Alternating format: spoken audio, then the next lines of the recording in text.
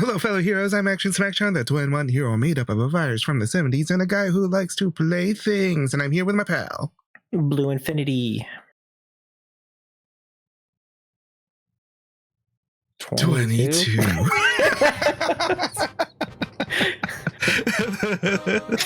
The dramatic pause. Oh, I love it so much.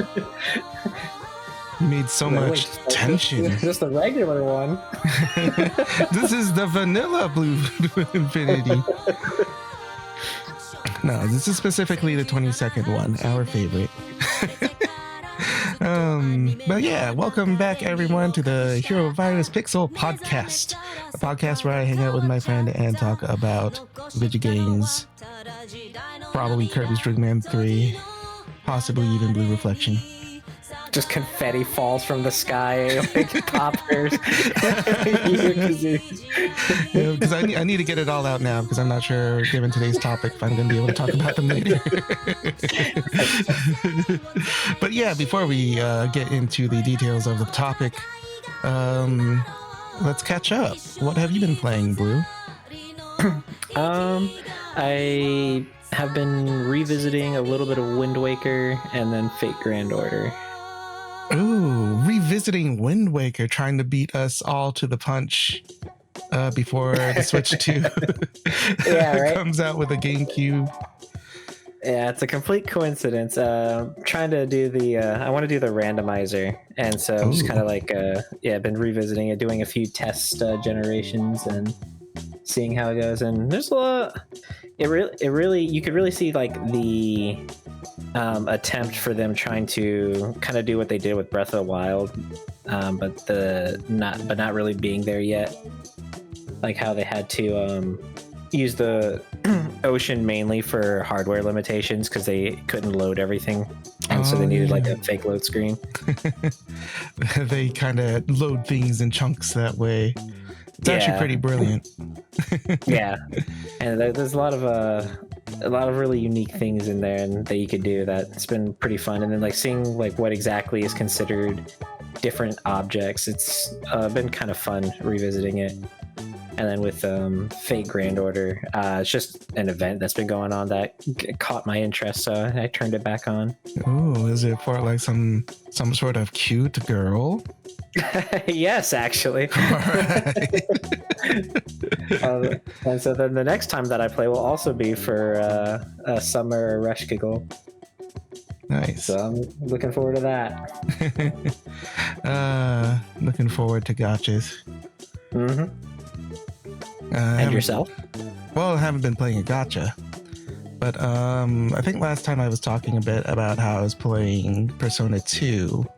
Yeah, so you beat it. Innocent Sin. Yeah, since then I've beaten it. And I had a pretty good time. Of course, I also have Eternal Punishment also loaded up on my PS Vita. So I've actually been playing that lately. I'm somewhere in the middle, almost 20 hours in. I've noticed that I am getting gradually more lazy about fusing personas and stuff. I've really been running with the initial personas. I was running around with them for like 15 hours into the game. Shin Megami Tensei series kind of has a it actually kind of benefits from the development cycle because it lets you not do that for a while, and then when the new one comes out, you're back into you're more invested now into like doing all the fusions and combinations again. Because I remember with like Shin Megami Tensei 4 Apocalypse, like I really got into the fusions, and then like when I went to revisit like a Persona game, I was a lot more lazy about it. But then the Devil Survivor record break came out, then I was back invested into fusing personas or demons, and now fusing demons again. And then like I said, it's like getting that break between games actually helps a lot. Yeah, because it is a lot of work. Yeah, like you'll literally have spreadsheets out of you like planning out like how you want to fuse your stuff. Yeah, I mean, if you're even going that hard, yeah, I'm not even going that hard. I'm all like, oh, I have to talk to this monster. Oh, okay, let me talk to you again.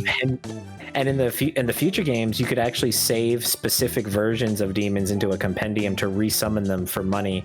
So you could actually like save a specific ability that you want into one to have it as like a back. It gets so in depth and so fun, but you're just like, man, I do need that break between them to to refresh. To really, to get a fresh new start on that.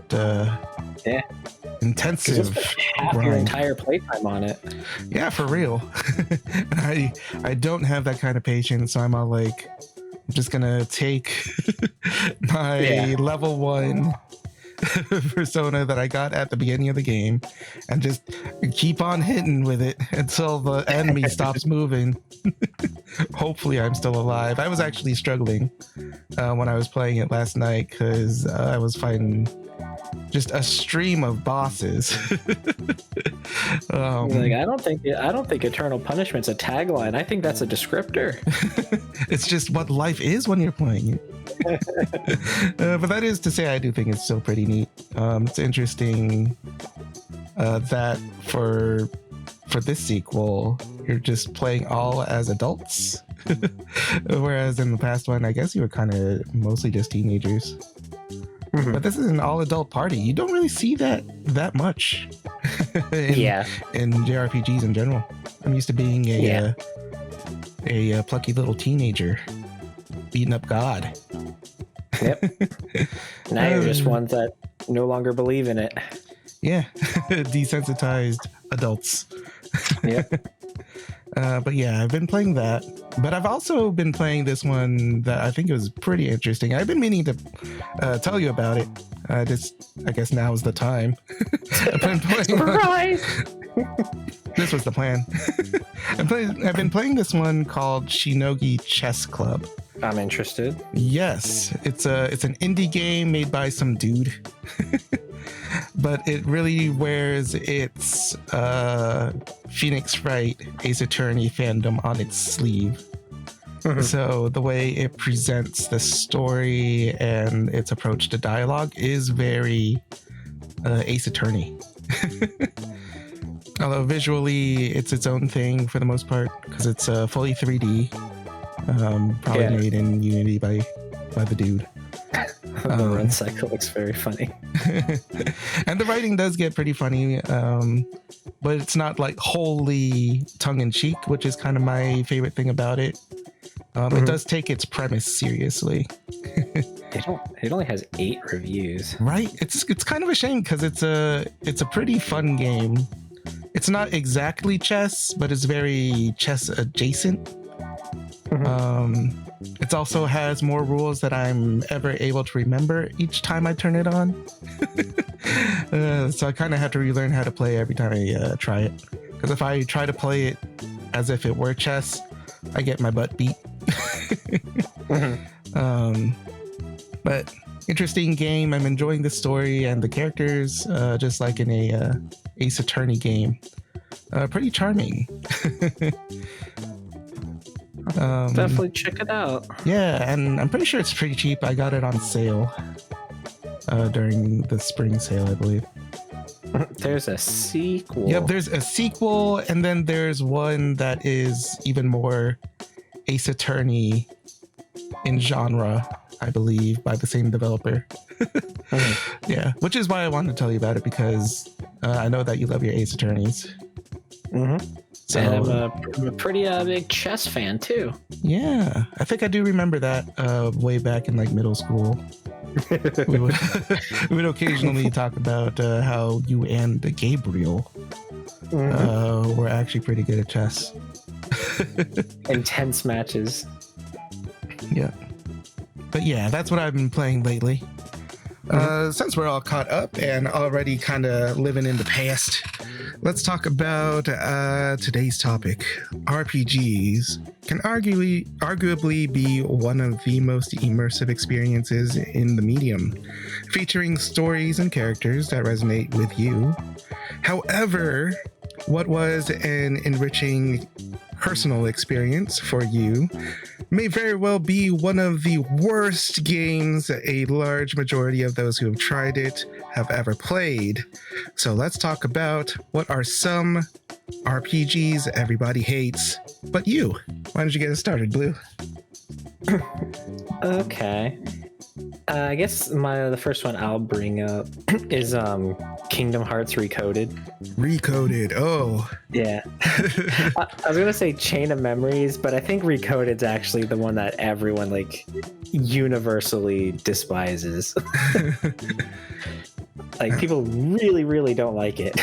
Yeah, and like Kingdom Hearts can already be a little bit divisive itself. Yeah. And then yeah, go on. Oh, like it tends to be the one. I mean, like Kingdom Hearts 3 for a while was pretty hot take if you liked it, but that's kind of smoothed over since the DLC.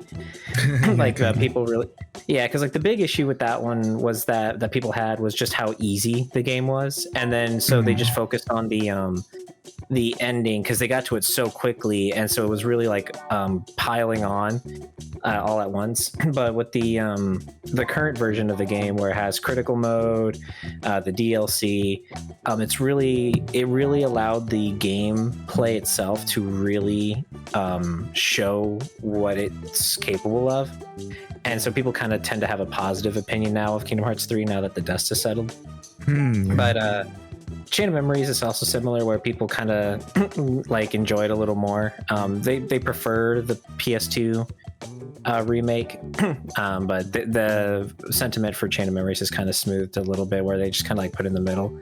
But Recoded has like never been liked. Like everyone really hates it. Never had the redemption arc. Yeah, to the point that like people are like, man, I'm so glad that just like cutscenes of the game are in the collection. Collections, yeah. And I think it's one of the best Kingdom Hearts games. Oh, yeah, like spicy. I really, really like it a lot. And like, it's one of the most replayable ones too, with like the most customization you can have for a playthrough. Like, you don't have to start a new game to do anything. It's also the only Kingdom Hearts game with New Game Plus, essentially. You can play the entire game with your beaten file, essentially, because you can freely swap to any chapter you want. So you can start a fresh playthrough with settings that you decided to set. At any point in the game, you can change the difficulty, you can change the damage values, you can change the HP values of you and the enemies, you can adjust your drop rate, you can edit your stats. All of your level ups are applied manually, so you can remove your level ups, essentially. Yeah, you can grind out stats. Like, it's just, you can completely edit your playthrough to how you want. So you can do a 1 HP run of the game. Oh yeah, people do like doing that sort of thing. Yeah, so you can literally do one hit death game mode. And it also has a mystery dungeon mode. You can and it was the start of the Kingdom Hearts 3 thing with your Keyblades, where every Keyblade has a skill tree associated with it. And so even like your Kingdom Key has a skill tree on it that you might want to use.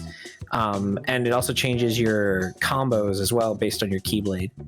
So it's like gameplay is just really fun. Like, it's really addicting, and you can have a it even used Street Pass to have a like custom dungeons as well. It's really fun, and I really enjoyed the game, and I thought it was very charming. The story was fun, which like is another hot take, because people find the story bad. But people are really critical on Kingdom Hearts stories to begin with. Yeah. And I think it's really good. Like, people say that it's the main reason that people, like the fans of the series, don't like it is they believe you can basically delete the game and there would be no story misunderstandings or missing pieces. From But like I mean, the continuity. yeah. I don't think that's completely true. But like it is like the weakest of all of them for that kind of thing. But you could essentially say the same thing for a lot of like parts of the story, where it's like it's the little details, because like the timeline wise, it's between the ending of you beating Xemnas in Kingdom Hearts 2 and the credits of Kingdom Hearts 2, where like, you know, Mickey has that message in a bottle. That's where this game takes place. It also talks about the black box, and things like that. And so it with Pete and Maleficent, when they arrive in Kingdom Hearts 3, they came from Coded. Oh, I had no idea. Yeah, so it's like a little thing, like obviously it's not a big, a huge, like if they just showed up, like okay, like no one would question it kind of thing, or like nobody was questioning what Mickey was doing when he wrote the letter. So but yeah, like and so I like Recoded a lot. I think it's really strong. It's also really hard, although like the difficulty can come from you doing 100 floors and having to fight a secret boss, and then if you die you have to redo the 100 floors. Oh goodness gracious. But it's also like a game that like you feel really overpowered when you're really like set up, especially because like you can customize the settings so much. So like I would always keep I would treat it almost like The World Ends With You, where you can adjust your level for the drop rate. So I would always have like my HP really low because I want the drop rate really high. So, and because you could revisit story chapters, not just the worlds, like you're able to redo a lot of the story mode. Yeah, it was a really fun game, and I really liked it a lot. And it's still pretty reviled by a lot of people. It's not generally thought of as like a bad game on its own. It's like in the context of everything. Like people think it's a pointless game, a waste of time. Like if you're a fan of Kingdom Hearts, like just skip it, watch the thing, which I think it loses a lot if you just watch the cutscenes, because they're not because they only include the parts that are not in game kind of thing. So like there's a lot of like dialogue that happens during fights, or a lot of like scenes that happen during gameplay that are not in there. Like people who've played 358 would know, well, it's similar to that, where there's a lot of things missing from the 358 movie that isn't there if you don't play the game. So, but I think it's definitely worth the play. I think it's a lot of fun, and it was a fantastic like DS game. Like you basically had like a mainline Kingdom Hearts game on your handheld, and it was a lot of fun. But it also came around the time Birth by Sleep came out, and a lot of people were obsessed with that game. Birth by Sleep did have a lot of fans. Yeah. Speaking of Birth by Sleep, like can't wait for the episode of beloved RPGs that we hate. Oh my goodness. So let me tell you about why I'm about to go off on Birth by Sleep.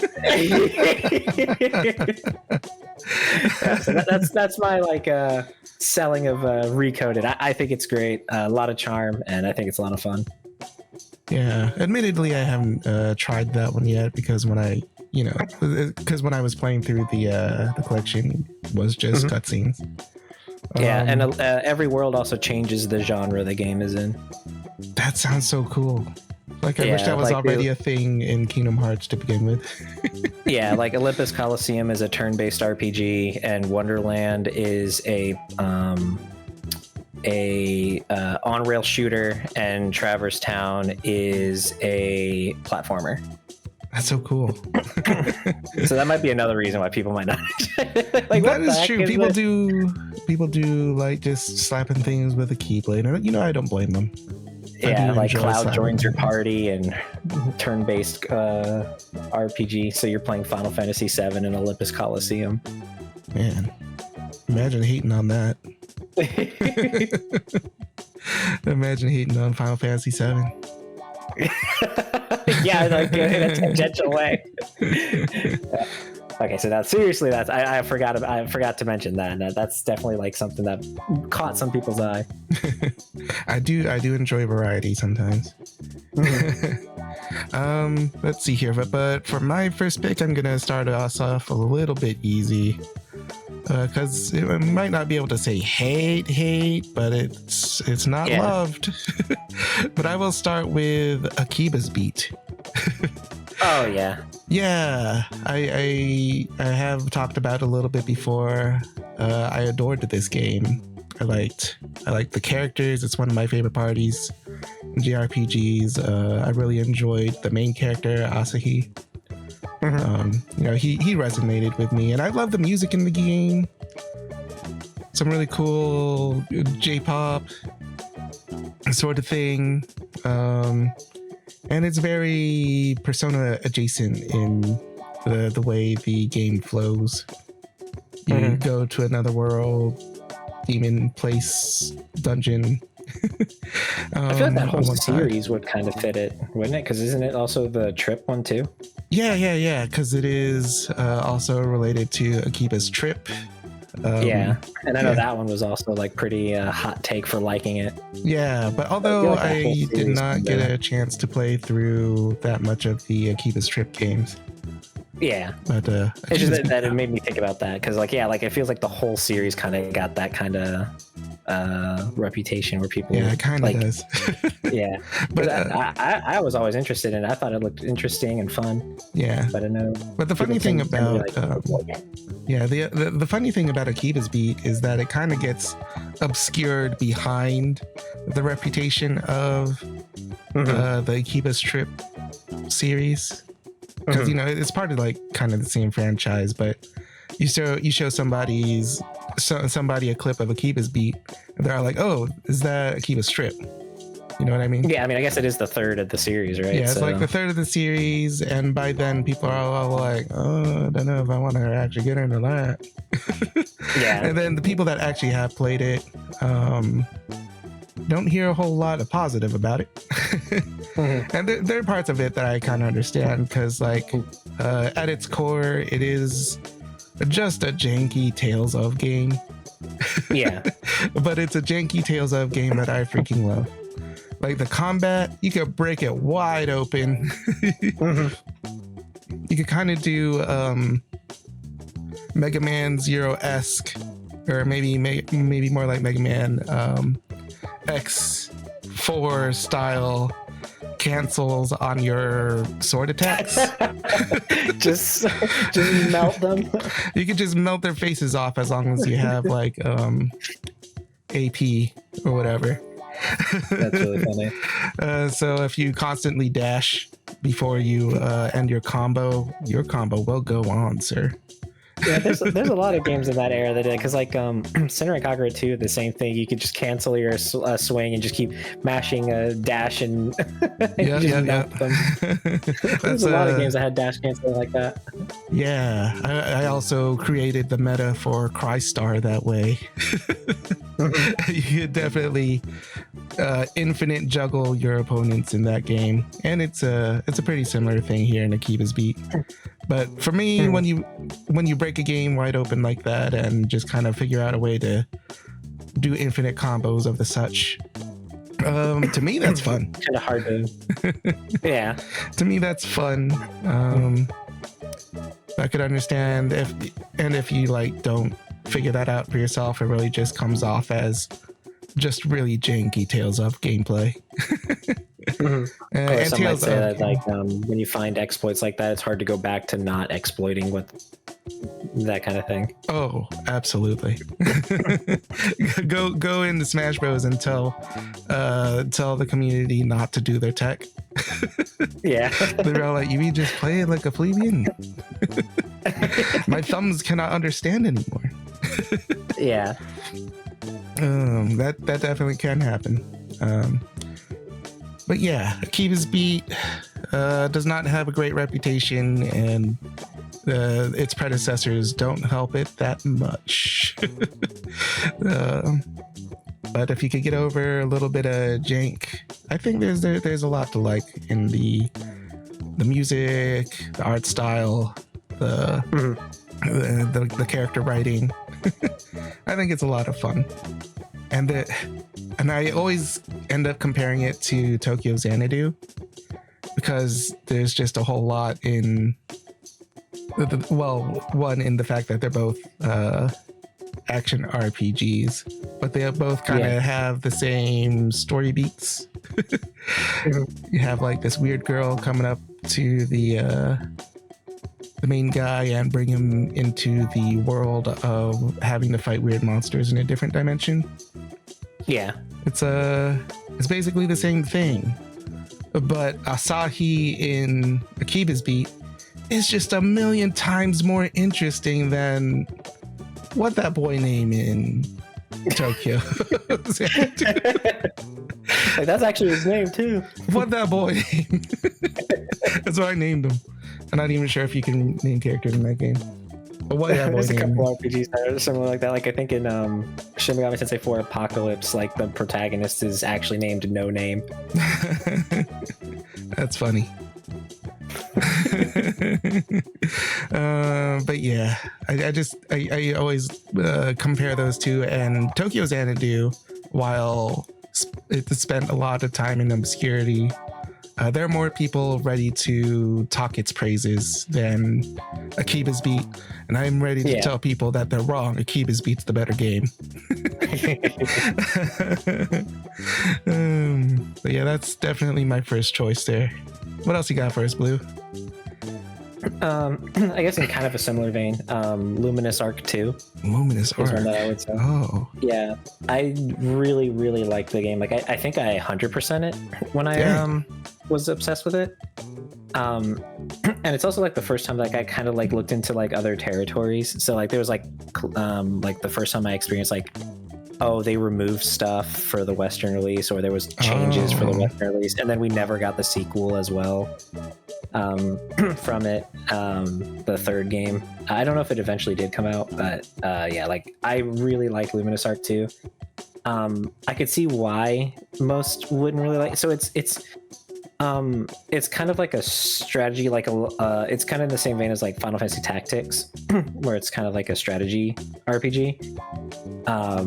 And the party is all female, so it's got like that kind of aspect to it where you can choose somebody that you marry. Like the cast, all of the women are of different elements. So, you know, fire character, water, wind, darkness, light, and there's not like a super deep story. Like, it's not like you're going to sit there and be like, wow, what a narrative. Like, like take a lot of the more funny moments from like a Tales of game, and that's essentially the plot. Like, it's also, I think, one of the first times I had like a hot spring scene as well. Ooh. Was in the Luminous Arc 2. But yeah, it was like it's not like a shallow experience either. Like there's a lot of really fun like strategy you can do, party builds, turn manipulations, and the visuals are gorgeous. Like it is a beautiful game. The art is wonderful. And I actually learned this recently that the soundtrack was made by like Square Enix people. So like Yoko Shimomura worked on the soundtrack. It was in Mitsuda's studio that was sound mixing. Oh my gosh. Yeah. So I was like, that kind of surprised me. And those really are some of the greats over at Square Enix.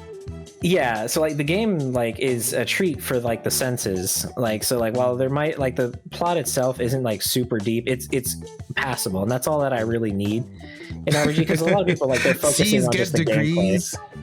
Yeah, like people like mostly playing it for like the strategy or the appealing designs. Like like the further I go and like the more people I see, they're like, oh yeah, I skipped the story, or like, you know, I just skip the cutscenes. I'm just trying to play, and I'm just like, oh yeah, just like And but there even then though, there is still like a lot of charm. Like the characters' personalities, they're not super one note. Like they are interesting. Like I clearly had favorites by the time I was done.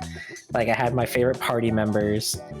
But yeah, and you can really get yourself overpowered in this game too. Like, ooh, you can break it open.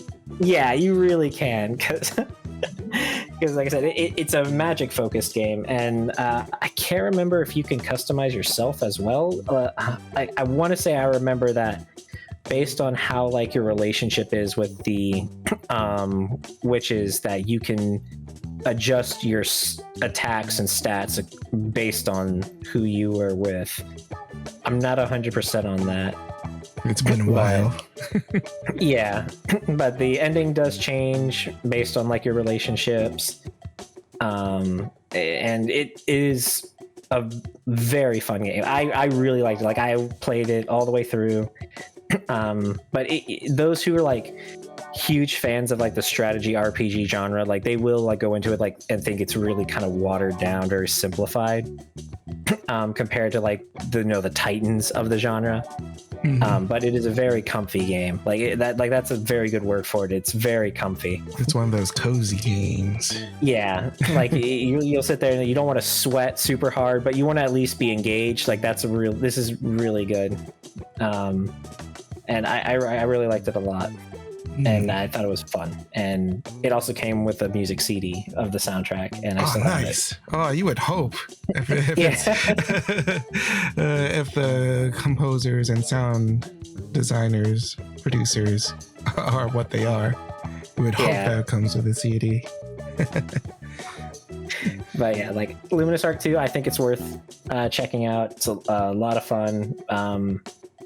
Lot of stuff. There's a lot of stuff to kind of like latch on to, and yeah, I liked it a lot, and so I wanted to mention it because it doesn't get a lot of attention. People generally don't like. I think even in Japan, I think it got like a middle review. Like I think it got a 27 out of 40 by Famitsu. So like pretty like middle of the road. Here, I think it scored a little higher by reviewers, but it still didn't sell at all. Like nowhere did it really sell that much. Dang, no wonder they made a mistake of not bringing out the third one. Yeah, but it's a Marvelous game, published game in America. It was Atlas that published it. So is it hard to get these days? Oh yeah, like it was one of those. Yeah. It was in the era of like Devil Survivor, and like Atlas was just like starting to get like mainstream, so all of their games were rare and hard to find. Of course, yeah, pay absolutely. the Atlas tax. Yeah, 100%. So I think that might actually be why like I picked it up, because I saw the Atlas logo on it back in the day. Because I was just back in the day. Yeah, back in the day, you see the Atlas logo on it, and it's a very. And if you know, you freaking know. Yeah. I remember driving 35 minutes out of town to go to a GameStop that had one Atlas game in stock for used, and I literally did it. It was like an hour of driving just to go out of town to a GameStop that had one of the used games in stock. Dedication. Yeah, so yeah, Luminous Arc 2, gorgeous game, beautiful. There are passionate fans. Like there's one artist that I follow that exclusively draws the Dark Witch from that game. Is it a cute girl? Yeah, absolutely. She's beautiful. Yeah, and so it's really funny. I'm like, oh yeah, so the fans there are very dedicated. But yeah, there's not a lot of them. There's not a lot of them. But boy, are they ready to to represent. Yeah, I'm a little bit jealous because I feel like Akiba's Beat just doesn't have that love. No, yeah. I wish I could. Actually, you're that one fan. I am. It's me. I'm about to be the one to draw the Akiba's Beat. I'm gonna give you the cute girls. It is me. Put it on screen. But yeah, let me go into the next one. So I was talking about how Akiba's Beat is a janky Tales of game. So let me tell you about a Tales of game that is not, well, it's a little bit janky now when I think about it, but I think it's also a good game, except people hate it for some reason. It's Tales of Zestiria. Zesty? Yeah, people seem to have some sort of hate for Tales of Zesty. To my understanding, it's that the promotional material made it seem like one of the characters was going to be more prominent than they ended up being. Yeah, I do remember people not really liking Zestiria. Yeah, but I played the game with my brother back when it first came out, and we had a blast together.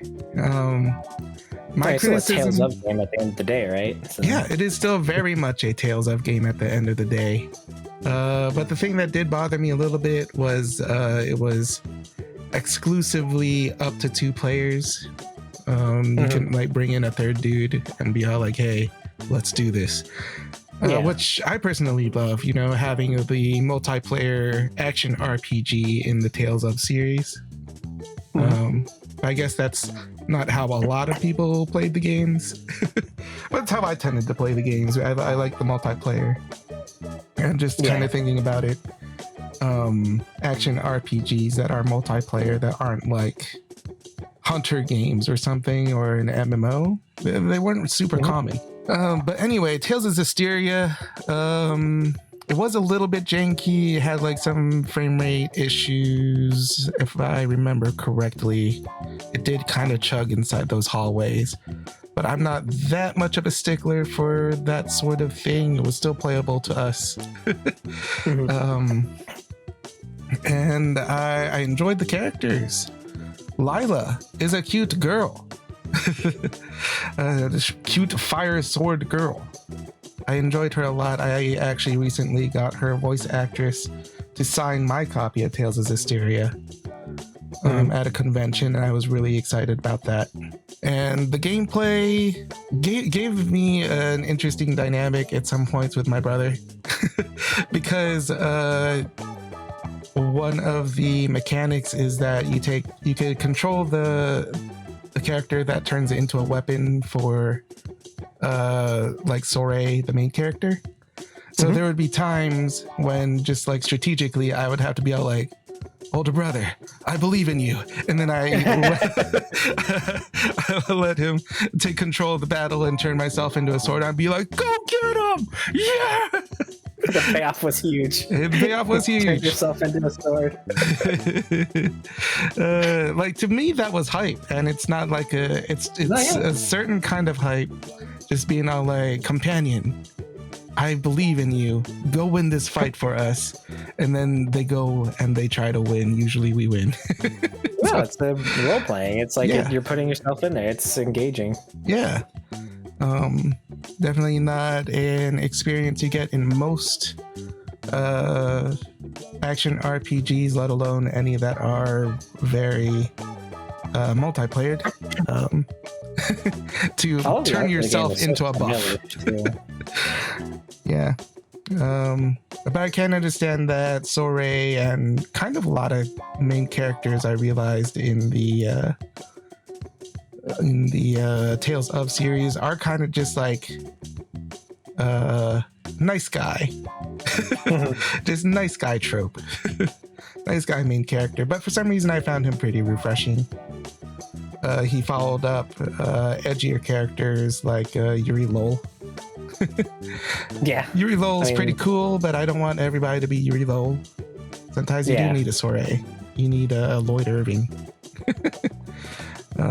Super underappreciated, and the music was banging because it was by Go Sheena, one of the most underappreciated composers, I think, in the industry.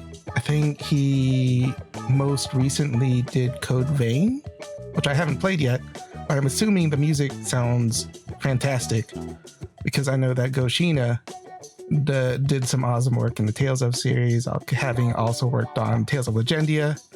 And for those who played Tales of Legendia, you know how awesome the music in that game was. So yeah, have Go Sheena working on the music, gameplay, special. I guess like a large part of my my reverence for the game is just the fact that I did not have any sort of expectations aside from I'm gonna go play this action RPG with my brother. You know? Yeah. And that is an experience that I got. And yeah. Sometimes people just got to go in and let go of those expectations, you know. Going fresh and see what you could appreciate for what's there rather than what you wanted it to be. Boy, what a transition. Well, Blue, how are you going to follow that up, buddy? Why, speaking of expectations in a Tales game, I really enjoyed Tales of Symphonia 2. Oh, boy. I know we talked a lot about it on like the RPG protagonist, so it's like like we went on for like 40 minutes. We are both guilty of loving this game. Yeah, like but I will let you take the wheel for this one. Yeah, like I won't like go take too long just because it'd be rehashing. But yeah, like the game like on its own, like it's hard to look at it just on its own, and even then like there are like clear like issues with it, but like it was a lot of fun. There are characters that are very engaging, like, and I know there's a lot of disappointment with it because of what it's following up, but it's like there is a lot to enjoy there, especially as like a more casual Tales of fan, like I was.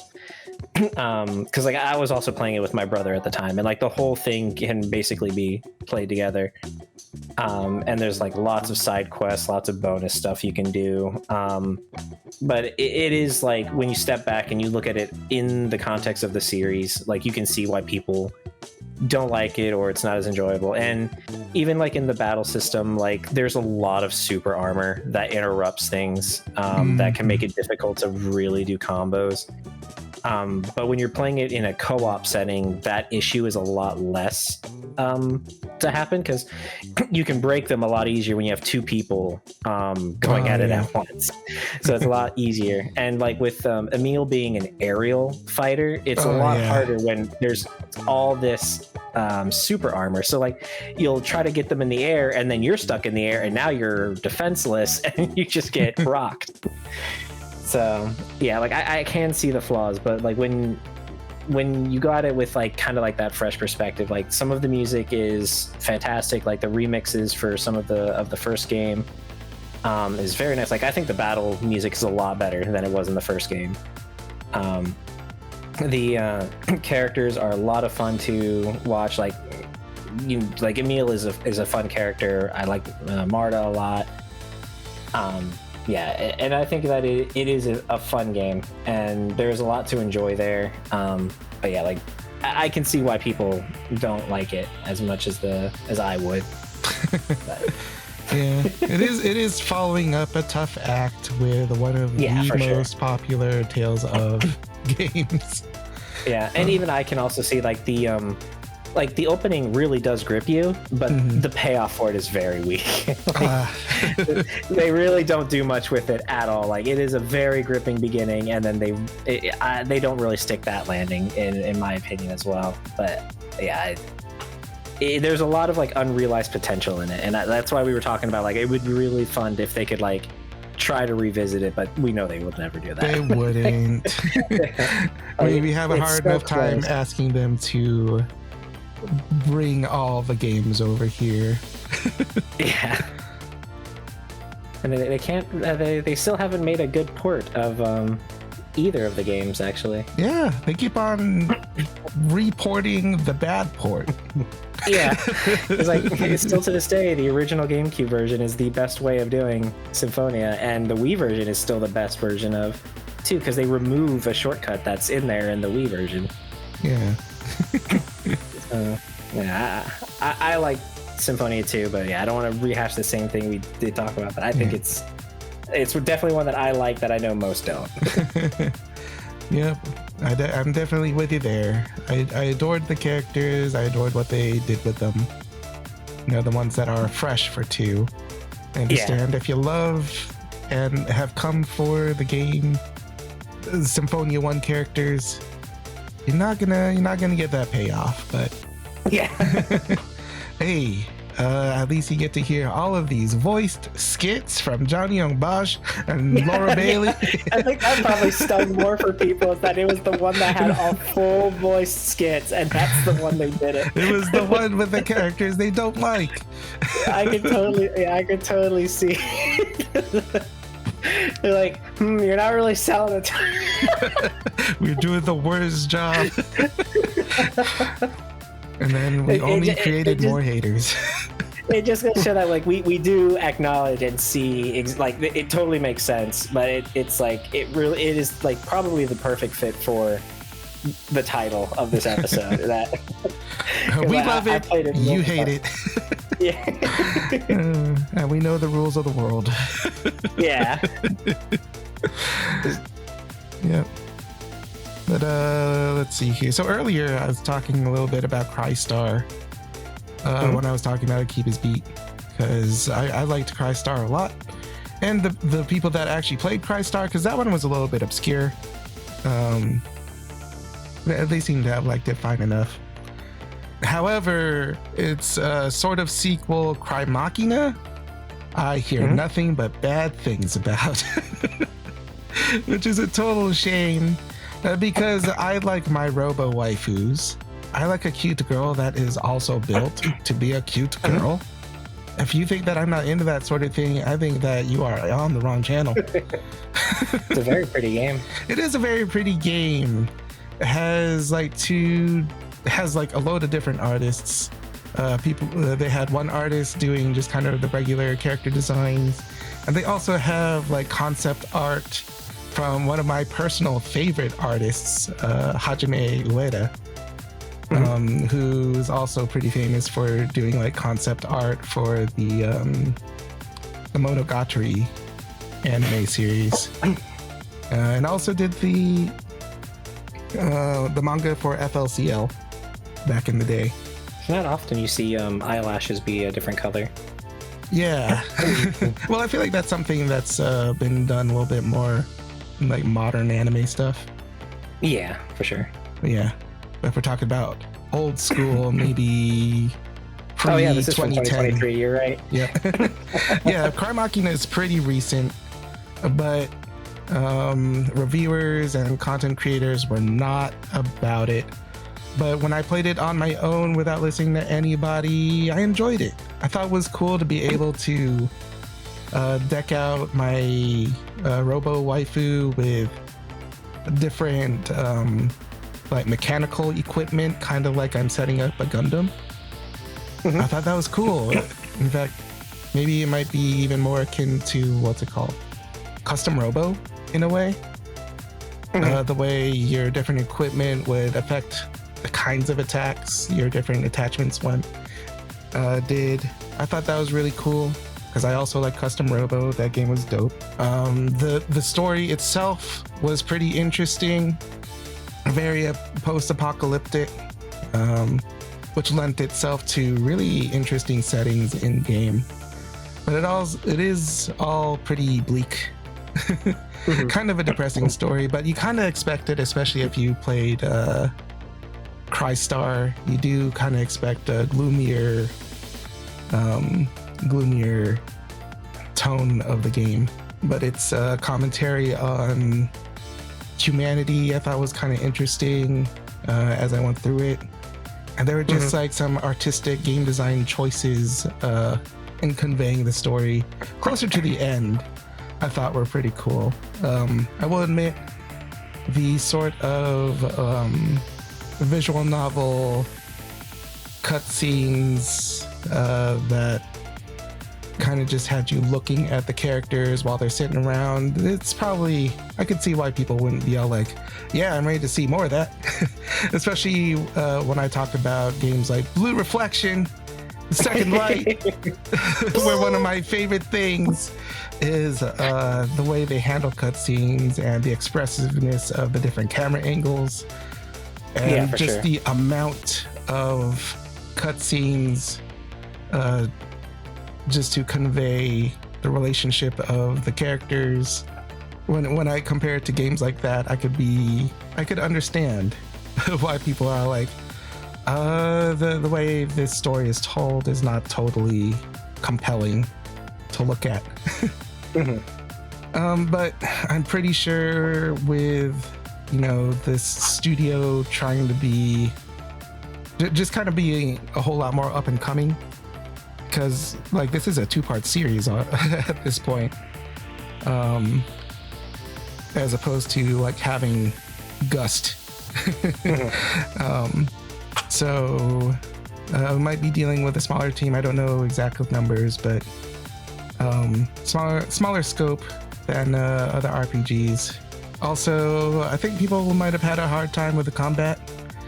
It did make you use the mechanics of the game. You had to be able to know how parrying works to get past certain bosses. You have to finagle with the a very interesting way of unlocking extra dungeons, where you you get a code from a cutscene, and then you input the code, and then you could also like adjust the numbers to get different rooms with the code. I thought that was like a fascinating thing to play around with. Also, I'm not sure if my explanation of it, like you get like a number pattern, and then like you put it into some sort of input thing, and then it takes you to a world. But also, if you like change some of the digits, you might be able to be taken to a different level according to it. But you kind of have to play around with it. It's less of a code and more of parameters of what you're entering. Yes, very much. I thought that was fascinating. It was not necessary to the story, but it's a pretty good idea to play around with it for the sake of like grinding, because this game did kind of make you need to grind. If your levels were not up to snuff, you would probably get slapped pretty hard. But that kind of came with me just enjoying playing the game, because I wanted to just go out and beat things up. Play with my robo waifu that I decked out with cool weapons. Yeah, I wanted to go do that. The dream. Yep, I dream about it every day. And the Cry Makino was a bit of a dream come true. She just wants to live. Yep, that is what the game was like. I will admit though, I don't have like a particular character that super duper resonated with me, but collectively I enjoyed those kids. But what else do you got for us there, Blue? I guess I'll go for the most niche one that I have left. Legend of Legaia. Ooh. I don't think I've played or even seen anything like this game. Aside from Legend of Legaia 2. Yeah, like literally, like, and I didn't even know it had a 2. That's how, like... It took me years and years to realize that there was actually a 2. Yeah. And like, it's a really fantastic game. Like, you could even argue it's like one of the best looking PS1 games at the time. Like, it's like absolutely such a great, and it's exciting. It is an exciting game. Like everything in battle is so over dramatic. Like just using an item, they will raise their hands to the sky, lightning will like strike them. Like the sound effects are crunchy and it's like plus 4 HP. You're just, right? It's like, thanks for the potion, dude. Yeah, they're like fighting stances are like it's like a fighting game. Yeah, exactly. Yeah, and so like basically, for anyone who hasn't played it, like the way that combat works is that it starts off like, you know, any other one. Like you get to pick whether you want to attack, magic, or items. But when you do attack, instead of like choosing an attack, it gives you like a list, and you would put in like the equivalent of like fighting game commands, like high kick, low kick, straight punch. Like that, and you would combine them together to form a combo. And each character with a specific, if you put in a specific set of combos, will make them do like a full like motion, like equivalent of like doing like forward down, and you're doing a command for a fighting game. And it's so like over the top and exciting. And like if you do put in a correct command, everything will freeze. They'll do a stance, and then they'll like go in with their like full combo attack. It's so cool. And you get to hear the voice acting, and I'm pretty sure Vaughn sounds like Link. Yeah, yes, 100%. I wouldn't even be surprised if it was the same actor. I'm pretty sure it was the same dude. He sounds too much like Ocarina of Time Link. Yeah, it's so cool. And I think it's, I could be wrong. I feel like it's the first time in like an RPG that armor that you equip is shown in battle. Yes. Oh, that was the coolest thing, because you don't see that anywhere for like another couple generations. Yeah, right? like weapons, I know for sure some have done. Like even Chrono Trigger would change the color of Chrono's sword when you change weapons, but I don't remember armor in a JRPG being shown, and some of it is so detailed that it is shocking that it's a PS1 game. Like it really is crazy, the detail that you could see in it. Yeah, they really went all in for the battle stuff. Yeah, and like it's an exciting game. Like the music, the sound effects, like the sound design, like it's so fun. And yeah, like it's an RPG that you'll be like, I want to go back to that. I want to go back and play it some more. Oh, it's such a cool game. Yeah, for real. Although the thing that kind of gets me is like these characters are like a lot younger than they come off as. Yeah. No, yeah, you would be. Yeah, it's one of those surprising things. It's like one of those like JoJo things where it's like, yeah, he's actually 13. Yeah, this is a buck middle schooler. Yeah, it's like, okay, buddy. I'm looking at the girl like, you're 12. Yeah, it's like, okay. Yeah, she's like, and like in battle, she's like twice the height of an adult. Right? Yeah. Yeah. Okay. Yeah, but like I do remember like growing up, like nobody really liked it. And like it was, and like nobody would talk about it, or if they did, they're like, yeah, it's like too complex, too convoluted, doesn't make sense, and like yeah, like the battle system does take some getting used to, but and it is a hard game. It is a hard game. Oh yeah, it's very hard. Those battles are challenging. You will get slapped by a skeleton if you're not on top of it. Regular battles can take a long time because you are doing the inputs, and I don't think you can skip any scenes. Like you have to watch it every time. All the summons, all the magic, like you have to watch it all the way through.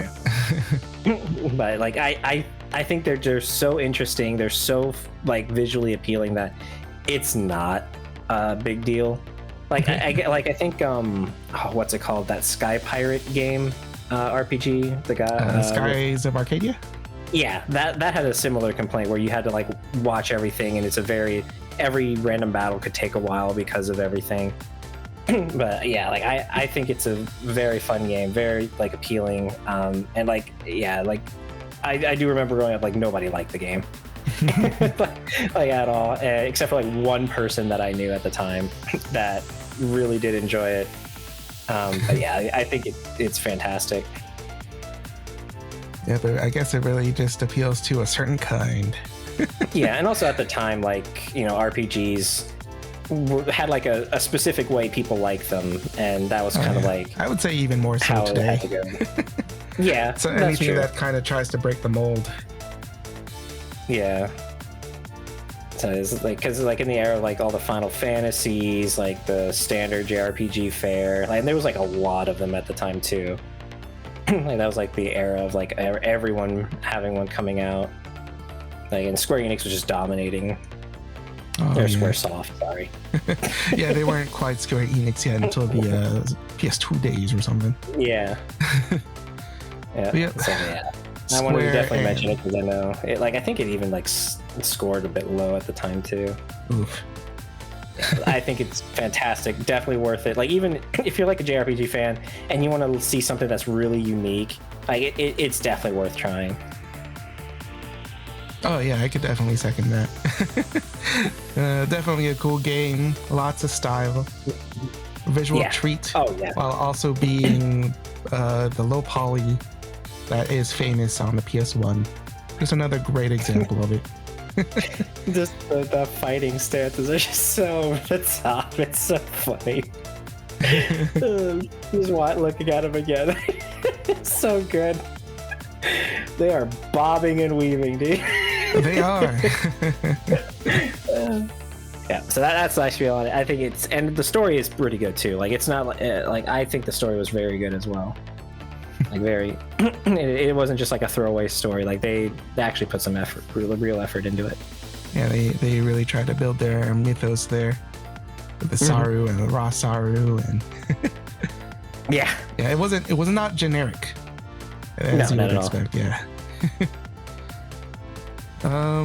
But yeah, I can go on to talk about yet another action RPG because I think I might have funky tastes in action RPGs because most of what I'm naming is action RPGs.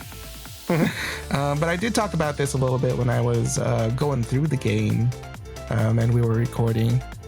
But I do personally really like Reynautis.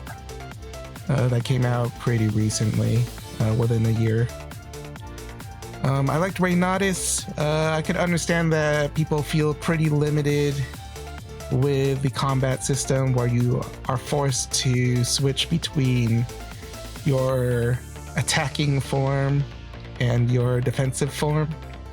But I liked the dynamic. It made me have to not just mash the X button to win. I had to really pay attention to the enemy and kind of experiment with what I could dodge in my defensive form, and stall for time. And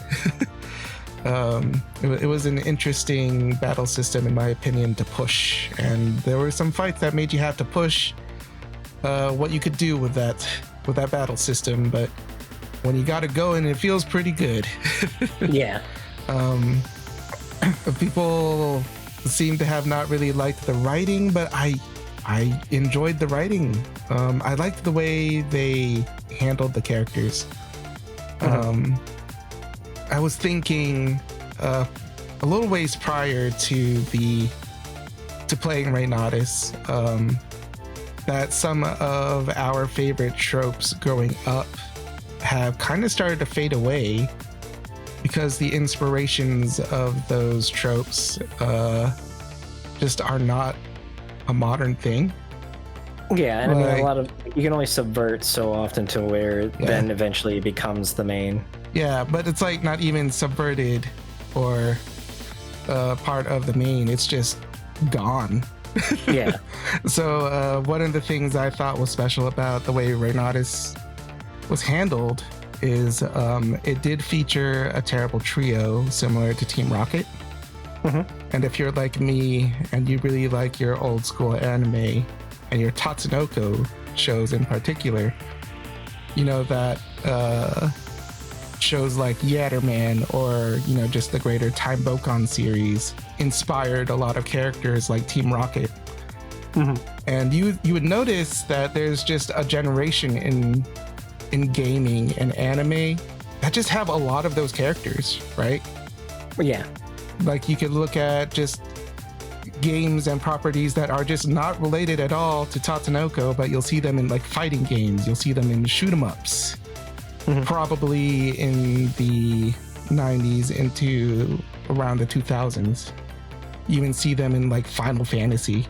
If you remember that trio in X2, that's definitely them.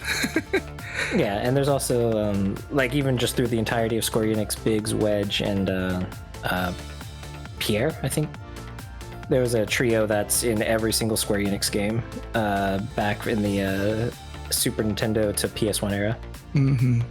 Yeah, definitely remember them.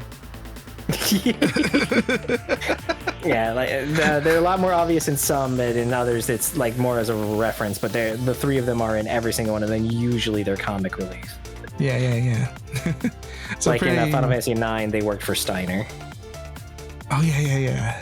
I mean, I definitely remember my Biggs and Wedge. Yeah. I don't totally remember Pierre. I could be wrong on that name, but yeah, they're in there. But yeah, it's always funny. But yeah, so if we go into modern games, right? You don't really see that. But Reynautis is made by a whole lot of industry veterans who have worked in the industry during those times where we just put them Team Rockets in the games. And they not only put them in the game, they also made them main characters of the game. And also subverted the trope this time, because we actually don't see that much subversion of this type of terrible trio of the two goons and the pretty person, right? We don't really see that much of that subverted, but we actually subvert it in Reynautis, in that this terrible trio is actually on the protagonist team. And they're good people, just good people who want the best of society, but also you have to become friends with them first.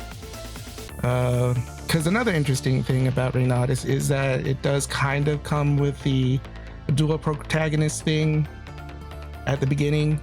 Because if you look at the box art, you'll see the guy and the girl on it. The girl is the pretty lady to the terrible trio, and the guy who becomes more prominent as the main character kind of halfway through the game. But at the beginning of the game, we have a pretty interesting dynamic of having two different parties to switch between narratively. And I feel like it's not done that much. Granted, I have seen it be done better because the dual protagonist roles are better balanced in things like Tales of Exilia. You get a better version of that where Jude and Mila are both pretty much the main characters, just you have to choose between one and the other. So I could see that flaw in Reynautis. But I could also see that people have a hard time with the main character boy, in that they think that he's just an edgy dude. But no, nerds like me understand that he is almost he is almost like spot on just a Chunibyo parody. Yeah. But it's done pretty earnestly. So the fact that they're treating it seriously makes it more hilarious. If you're so familiar with Chunibyo syndrome characters, because he got it bad. He's like the character that all Chunibyo characters want to be. And that to me it brings endless laughter every time you see development in his story, because it's just another edgy Chunibyo quote and everybody is taking it seriously, and that it's funny to me and I love it. I want to see more of it. Yeah, it's not just edgy writing. It is the epitome of edgy writing. It's what they want to be. So that just adds to the enjoyment of the game. You just have to understand what flavor you're tasting. We never get to see earnest Chunibyo man. Because they're always like some sort of side character. But no, he's the main character, and he gets to be as cool as he acts. The indomitable spirit of just enjoying and having fun. Yes.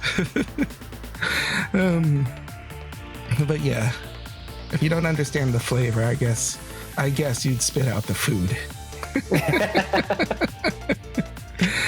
Was that a line he made? No, that's me talking about Reynautis. And it does kind of end in like kind of a cliffhanger, and I'm not sure if this game got enough love to be able to get the sequel, which I'm disappointed in. But the developers do kind of believe in the game, because as far as I know, they're actually still adding more content to it. Yeah, I think there's like 6 more updates coming. Yeah, and like here's the thing. The trailer that I saw. Here's the thing about it. They're free. Yeah. The updates are free. The content that they're adding, it's free. Nintendo Switch would never.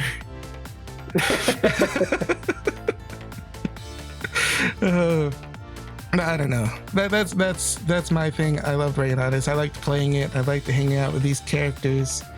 They were both nostalgic to me, but also refreshing. And did we talk about Yoko Shimomura? Just briefly with the Luminous Arc 2. Yeah. Well, she also scored this game. She scores everything. Yeah. Granted, I would say that some of it's not her best, but you can listen to some tracks and be all like, hey, I'm kind of getting some Kingdom Hearts vibes from this. Mm-hmm. And Kingdom Hearts, if you don't love the music, I'm not sure if you love music. But yeah, Rayonatis, why do people gotta hate?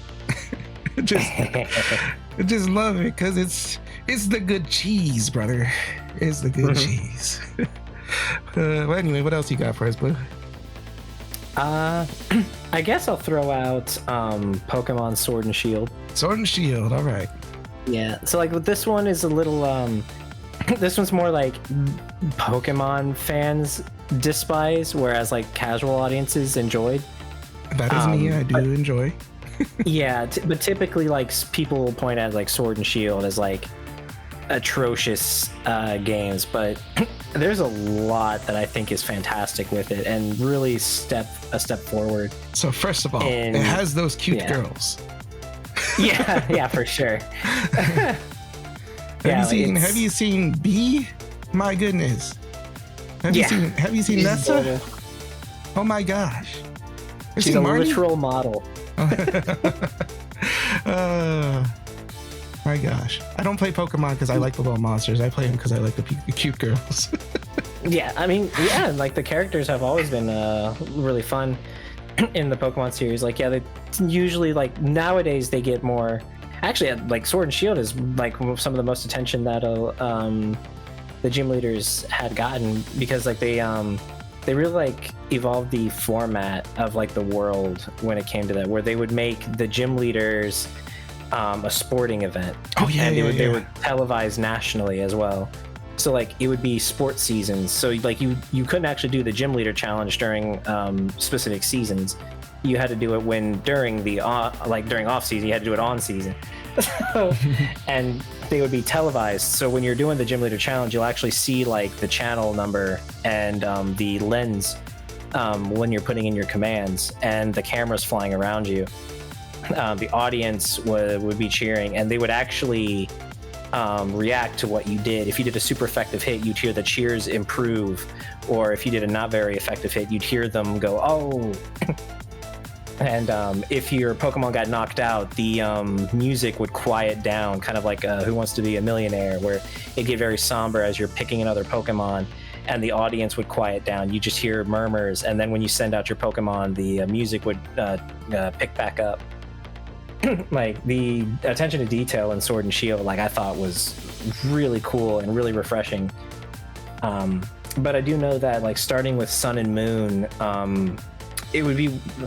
So with the Pokemon fan base, it's a little like hard to please, because I guess just how wide of a net it is now. Mm-hmm. Like I actually got into a discussion recently that because of the announcement of Champions, that the thing that would probably be hurting Pokemon the most is because of how wide the game covers, that it's hard to please the majority. Because like a good example being that when they're the Pokemon Arceus games, actually the Arceus games were very popular. People really liked them. They also had no multiplayer. It was extremely unbalanced. You could not do any PvP and it worked well. the mechanics were blatantly broken, that it made it very difficult or very easy depending on how you exploited it. But because it worked for a single player experience and it was built around that, they didn't have to worry about competitive, they didn't have to worry about esports, they didn't have to worry about multiplayer, they didn't have to worry about trading, they didn't have to worry about any of that. They could focus entirely on a single story, a single player exploration experience. Whereas with like each generation, they have to think about how is it going to affect esports, how is it going to affect the anime, how is it going to affect the trading card game, how is it going to affect multiplayer, how is it going to affect the mechanics that they're adding on for that generational mechanic, how will that affect PvP, because it has to involve that. And with Champions, like it was the first time we got to see cross-generational mechanics. We saw a Mega fighting a Dynamax, or a terrestrialized Pokemon. And so, which was something I missed at first, but yeah, that's the first time we've seen cross-generational mechanics. Maybe the exception of like Pokemon Masters EX, where that had cross-generational ones. But that's a cell phone game. Exactly. And so with like Sword and Shield, like it really took that first step where like you could make a competitive PvP team that's almost perfect in like 30 minutes. Like they made it so simple and easy in that. But again, like that's something they had to like think about and focus on. And so like I really like Sword and Shield and what it did. And so with Sun and Moon, they kind of focused on the RPG aspects of it, to the point that like Ultra Sun actually suffered because of it, because Sun and Moon really focused on the cutscenes and story. There was a lot more cutscenes in Sun and Moon than in like any other Pokemon game ever, and Sword and Shield kind of continued that as well. And so like while it makes a very fun first time experience, replaying it makes it a little harder. And then those who are just playing Pokemon for the battles, they're also kind of like, all right, let's hurry up. Like to get to the wild area takes quite a while.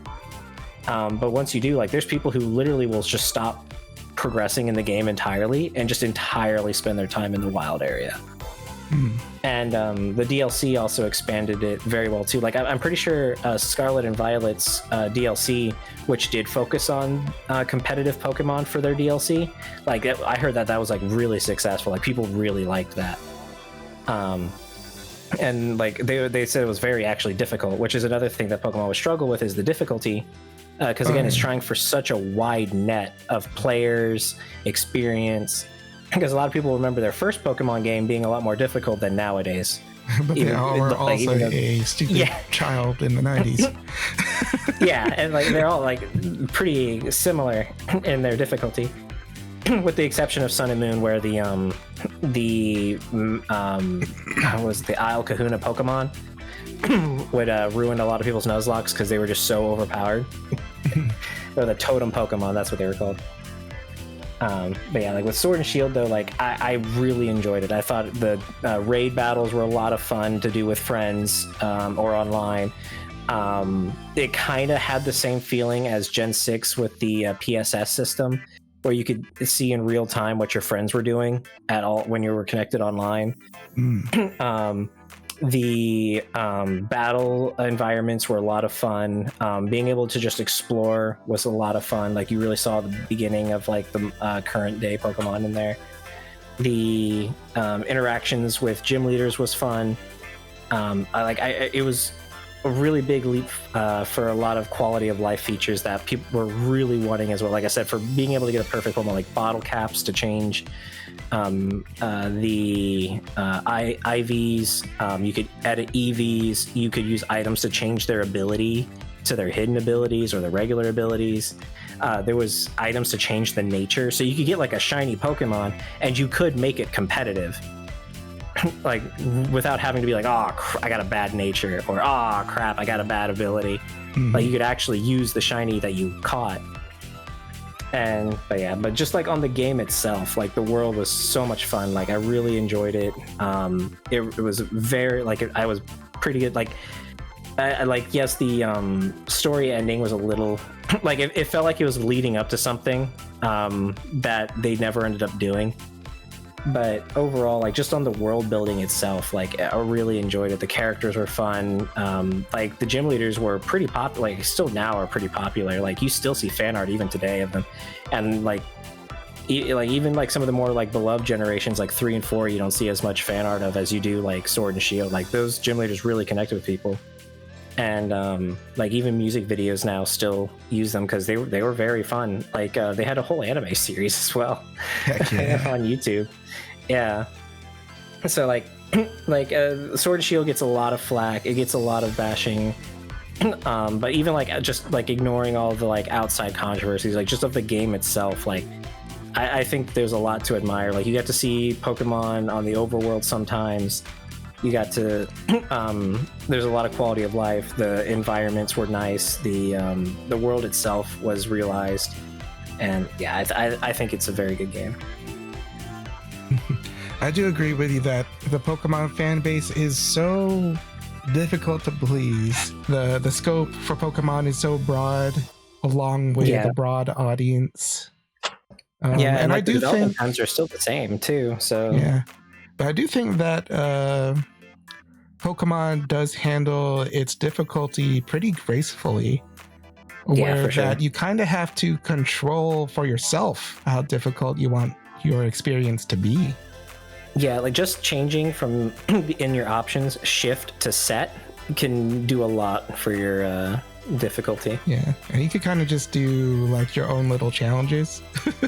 Like for one of my most recent playthroughs of a Pokemon game was just to go in and see if I could beat the entire game with just my starter.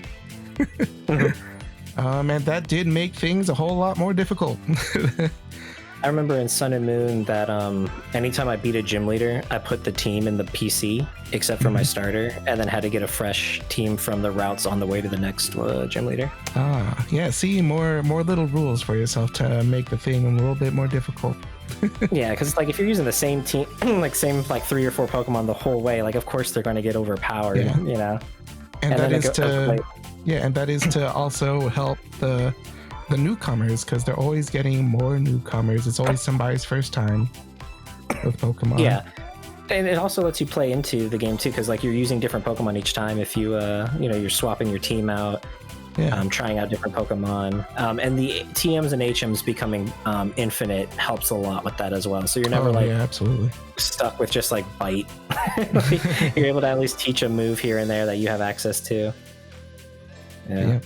And so I'm hoping with Champions, if they decide to stick with that for like the esports PvP, that they're able to separate lower the scope a bit, where they don't have to worry about addressing that side for every game, that they're able to focus more on like the single player, and then like the esports people can use Champions and go through that, or like at least help with the development times, because like the scope has gotten so massive that like it's even eaten at them too, because like they had to redo 1,000 models because they were using N64 ones up until Sword and Shield.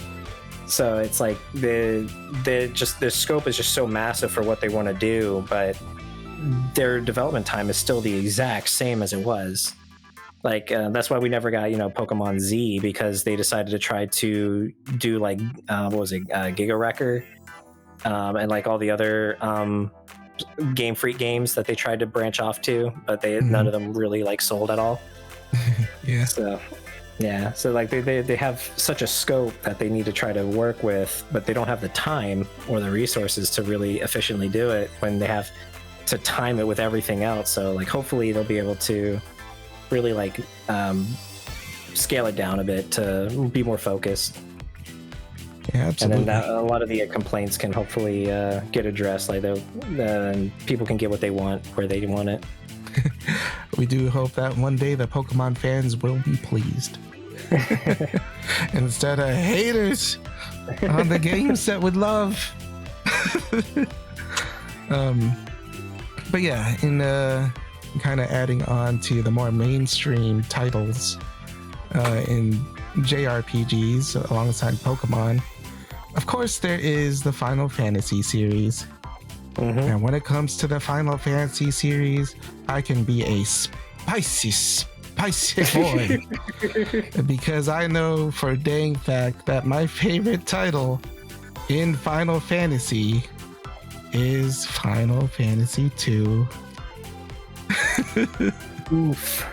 Oof. I know it's an uphill battle. Oftentimes people legitimately call it the black sheep of the series. But gosh darn it, I like what it brought to me. I like what it does with changing the gameplay and its expressive use of it. Right? Yeah. So this game, I understand that a lot of JRPG fans are not exactly fans of the grind. Final Fantasy 2 is living the life in grind. Yeah, for sure. But that is where I find it the most expressive. It creates a sense of routine in the player, and it is a sense of routine that they purposefully make so that they could pull the rug right from out of you, so that you are legitimately as shocked when it happens to the characters. You know, because you get to build your characters the way you need them to, and sometimes you lose someone, and then along with it, hours of dedicated work. And this is especially poignant for anybody who's played it for the first time, right? Yeah, oh yeah. Not like, knowing it's also popular for first-time players to walk south and then they end up dead. Yes. But I feel like that's, just kind of something that can easily happen within the first two Final Fantasies. No, Just yeah. come Not into the first wrong neighborhood, get slapped. Yeah. Especially if you don't know that you are living the life of the grind right now. If you want to get better at punching, boy, you better punch a lot.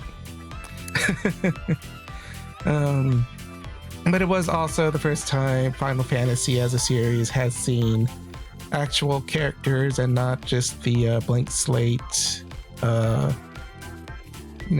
because I think because of how unpopular 2 was, they went back to Final Fantasy 1 with 3, right? Yeah, well, no, actually, when Final Fantasy 2 came out, it was actually a huge success. It's more like it was disliked more in retrospect as more Final Fantasies came out. Yeah, I'm trying to remember. I thought there was something that it made them, because 3 was another one where you didn't have characters. You picked your you named them and you kind of assigned your own personalities to them. Yeah. They made some sort of weird pattern with it where the even titled Final Fantasies You're would right. be You're the totally ones right. with the story and characters, because they went back to what they did with 2 in 4, and 4 was a huge success, and 4 admittedly is a fantastic game. Yeah, and then 5 was a little more lax in the story and character regard, and you could edit them to be whatever you wanted. Yep. And then 6, you got them even more focused on the characters once again. Yeah, Maria is still such a great design. Yeah. We talk about Maria from Final Fantasy 2, right? 2. Yeah, yes. yeah. Oh my gosh. Let me tell you about my girl Maria. Why is she so adorable in her portrait? Yeah. You get kind of completely different vibes from the Yoshitaka Amino version, where she has the weird bust sticker or something.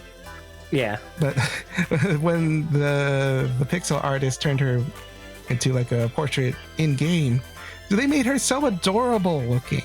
Yeah. And I love it. I love my purple girls. And let me tell you about my purple girls. You get 2 of them in this game. Because you get Maria and you also get Layla. I forgot about high Layla. Quality purple girls. And then there's Guy. And he speaks beaver. The legend himself can talk to the proto-Moogles. I will say that the Final Fantasy 2 cast has gotten some of the best modern like interpretations that a lot of the characters kind of wish they got. Like 2 just seems very consistent throughout, like anytime they bring the characters back. Like the designs that they get, pretty on model. Not a lot of Final Fantasy characters can say that. The writing for them, pretty good. Not a lot of the Final Fantasy characters. Like 2 has some like sort of like dedicated fans inside Square that they're just like the people like, in Square. I'm pretty sure it was actually it was Nomura, who's actually a pretty big fan of 2. He wanted to put more Final Fantasy 2 characters in Dissidia. He wanted Minwu. He wanted to put Minwu in Dissidia. That's funny. Yeah, and I would have loved that because I think that Minwu is pretty awesome. You could even argue that Furion was like one of the like protagonists of Dissidia with how like main character he kind of was. Yeah, and it's so hard to like not get that main character feel, especially when he is voiced by John Young-Bosch. Yeah, that's true too. Yeah, he really steals like every scene. And I just love the way they handled him in his Dissidia skits. I loved his story with him and Lightning. And then it ended up with them talking about the Wild Rose stuff. He just wanted his little flower back. I thought it was freaking adorable. No, definitely. Like Final Fantasy 2 has definitely been treated very nicely. Like it's like I feel like a lot of people have better opinions of 2 now just because of how positively they've been treated in like all future things. But then they go back to play it and they're like, I'll just watch the Let's Plays. And I should make those my Let's Plays, gosh. I need to just play it on the channel. You should. let me go and be the happiest guy playing Final Fantasy 2.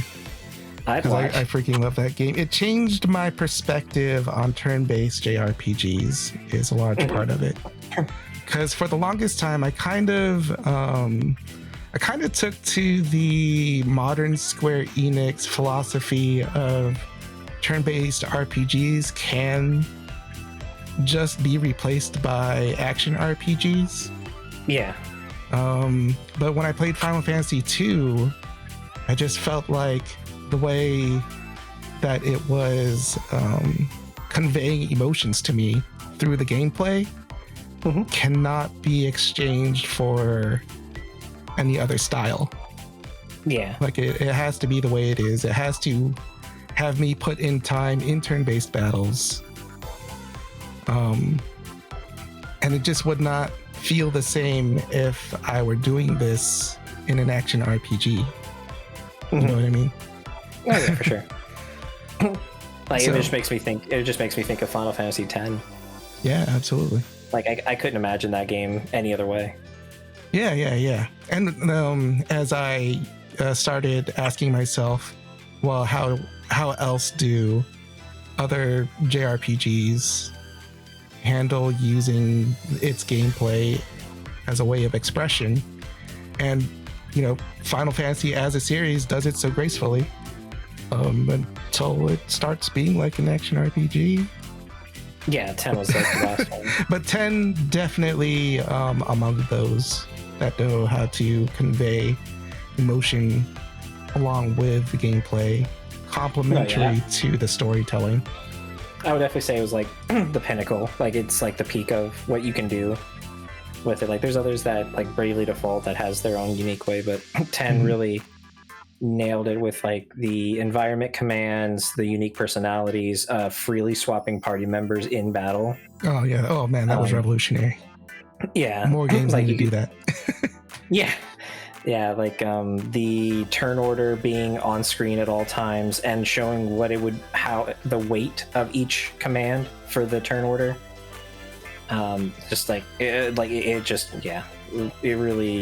It would not work any other way. And turn-based definitely has a huge place. But Final Fantasy 2 is the one that turned me on to that philosophy that, turn-based RPGs have existed and will continue to exist because it has this way of expressing. Yeah.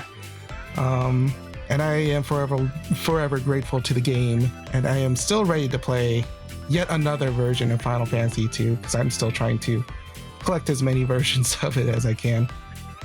Well, I mean, Pixel Remaster's right there. Oh, and you already bet your bippy that I already played it. I'm so close to 100%ing it too. I'm trying to do all the treasure chests. That is crazy. I like maxed out my spells. Because I'm telling you, man, that my love for this game is real. Yeah. But yeah, do you have one more game to top us off there, Blue? Well, I had two, but yeah, let's see. Which one do I want to go with? I guess I'll go with the relevant one. So I was another Final Fantasy that is pretty hated that I think is actually good is Final Fantasy 13. 13. Yeah, like people really hate that game. I disagree. Like, I thought it was very well done, very good game. There's a lot of fantastic things about it that isn't super obvious, and so I think I think its setting is actually what kind of made it get its reputation. Because like the reputation that it eventually got was, hallway simulator, or like final hallway or things like that, where it was a very linear game. But the thing is, like, most of the Final Fantasies are pretty railroaded, but it's not obvious that they are because of their setting. Like, Final Fantasy VII, very railroaded, but you'd be hard pressed to say somebody that it was just like a hallway simulator, because like you still get to a world map even though there's only one location you can go to at the time, but it doesn't feel like that. Final Fantasy X, a lot of it is on a railroad, but you're not there for very long. Like there's literal, like 3 of the locations is a literal hallway. You're just holding forward for the whole time. But you can kind of trail off the path a little bit to grab a treasure chest, or there's some sort of world building, or you're diving underwater. So it's a lot more masked. But with 13, you're a fugitive. You can't go to towns because you're a wanted criminal. Whereas, like, the other Final Fantasies, you can spend some time in towns. You can run around the sandbox and explore. You can't do that in 13. You're you're constantly moving location to location. It's always forward. So it's a lot harder for it to mask that. But then once you get to chapter, I think it's 11 or 13, I forgot which one it was. I think it's 11. It becomes an open world game once you hit that huge field. Yeah, it is huge. Like it took like somebody like a year to 100% the thing, because like it's just so massive. The world, like, it is just a giant, almost like MMO type world. It is just huge. There's caves, caverns. Like I remember, like when I got there, like it took me like 3 weeks before I did the very next story thing, because there's so much to do. There's like quests, there's secret bosses, there's hidden enemies. You're finally able to make your custom party. It takes off the limiters, I think, for party builds. So you can have, like, if you wanted to, you could turn the mage into like a physical fighter if you wanted to. It wouldn't really be optimal, but you could. It lets you custom make party formations, and so it was just like a huge opening. But a lot of people stopped before they got there, which kind of sucks. But and I know that people in the West, at least, thought Lightning was a bad character, because she's like, oh, it's just Cloud but female, and I'm like, that's a problem. But yeah, and you're not into that. Yeah. But like Lightning became the most popular Final Fantasy character of all time in Japan. Like she was the #1 popular character to the point that she started getting brand deals. Yeah. Like she was advertising. Yeah, she was literally modeling. But I found her so funny as a character, like fascinating. Like, dude. I still to this day reference how like Lightning handed a dagger to a kid to kill her brother-in-law. Almost brother-in-law. Yeah. And then he looked at that knife and he knew exactly what that was. Yeah. He's like, hey, why are you pulling out that middle finger, son? Yeah. It's so funny. But But yeah, like I found the setting like really unique for a Final Fantasy game, like you being a fugitive, like running, and knowing that like as you learn about the world, that you're like, there's chances are there's not going to be a good ending for any of these characters.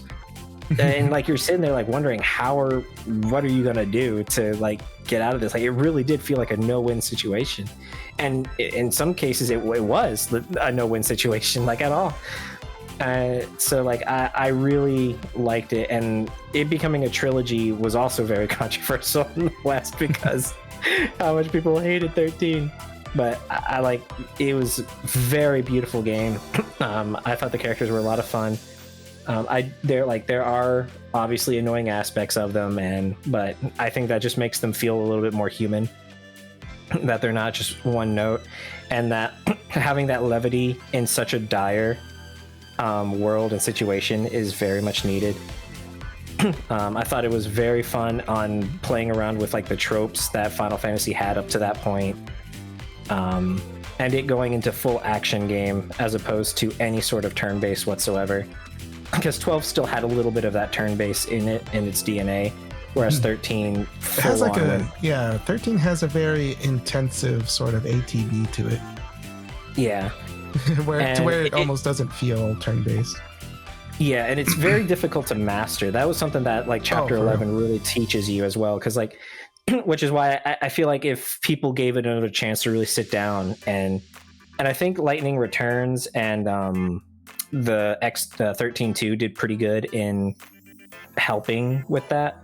But yeah, like really nailing down the battle system and how quick you can make it, I think really helps a lot.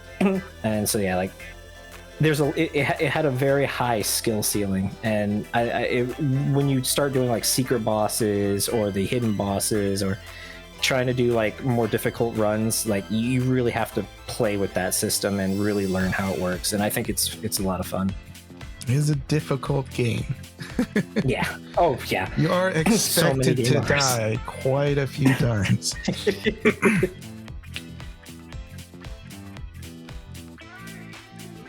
But it did have its mechanics I thought were pretty interesting.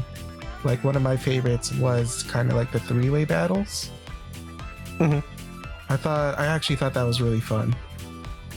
I wish they would use it more because, well, when I played it, it felt like they only had it like used kind of just a handful of times. Yeah. But I do agree that Lightning is a pretty good character. Because just like when I was talking about Firion in Dissidia, I like the way they used Lightning in Dissidia. Yeah, it really felt like they kind of found their stride with her as a character as time went on. Yeah. They really nailed her down. And I agree with you. She is a pretty funny character. Yeah. Kind of in the same vein as when I was talking about Reynatis. Like, if you understand the flavor of what they're serving with Lightning, yeah, it's and like it is funny. deliberate. It's pretty deliberate what they're doing with her. Yeah, because like if they only did stuff like that like once, I'd be all like, okay, but like she does it continuously throughout the game. Yeah, and like with her one-liners and stuff she be saying. Yeah, and they also played with the opposite too, with like the overly optimistic character with Snow, because like Snow gets punished every time he starts being positive. That positive Polly gets hit with every stone possible, and it doesn't end, to the point that they actually do a full reversal later on in the series where he becomes the jaded, depressed, and he gives up hope, whereas Lightning's the one that says he needs to snap out of it and, you know, get back to reality, like to have some hope. Like she's like, what's going on here? Like, you were the one that, you know, gave Sarah, the sister, and his wife, like, optimism. Like, what's going on here? Like, you need to snap back. So like they even like full on reverse by the end of it. Like it really does show like they had a clear idea of what they were doing. And at their core, I do like how this cast and just kind of the concept of like the C and Falsi is just a subversion of the chosen hero trope, which Final Fantasy basically did a lot to establish within the genre. Yeah, and they really played into defying your fate. Exactly. And some might say that that concept is complementary to the linear design of the levels until dragging you along. Because you are forced on this path. Yeah. Similarly to how the characters in the game are forced into their situation. And you could also make that same comparison in the other quote hallway simulator of Final Fantasy X, because again that game is also about defying fate. And are put onto this path that you have to run around. Yeah, absolutely. Yep. But expect haters to be able to listen to the art. It's an uphill battle, and I know that both of us are fighting it. Yeah. But anyway, it's fun to hear positivity on the things that we have to fight for. But anyway, Blue, if people want to hear more Blue Infinity 22 opinions, where can they find you? Twitch and YouTube at Blue Infinity 22. Nice. And if you want to hear more Action Smacchan things, of course you can subscribe to the Pixel Smacchan channel right here. Or you could go over to the Action Smacchan main channel at youtube.com/@Action Smacchan. But anyway, that'll wrap us up for today. We will see you again in the next Smacchan-backed adventure.